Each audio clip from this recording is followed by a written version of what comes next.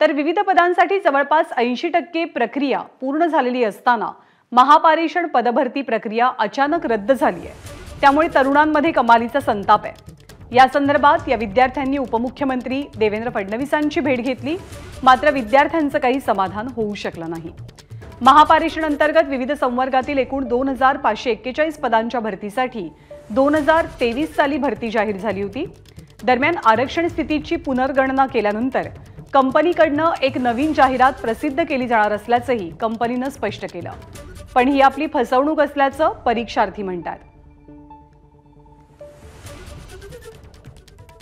तर महापारेषणची पदभरती अचानक रद्द करण्यात आली आहे। जवळपास 80% प्रक्रिया पूर्ण झालेली होती, पण विविध कारणं देऊन ही भरती प्रक्रिया मध्येच थांबवण्यात आली आहे। या संदर्भात काही विद्यार्थ्यांनी देवेंद्र फडणवीसांची भेट घेतली। विविध संवर्गातील एकूण 2541 पद आहेत, ज्यासाठी भरती प्रक्रियेला 2023 सालापासून सुरुवात झाली आहे। आरक्षण स्थितीची पुनर्गणना केल्यानंतर कंपनीकडनं एक नवीन जाहिरात आता प्रसिद्ध होणार आहे, असं कंपनीनं स्पष्ट केलं। मात्र विद्यार्थ्यांना ही आपली फसवणूक वाटते। एबीपी माझा, उघडा डोळे बघा नीट।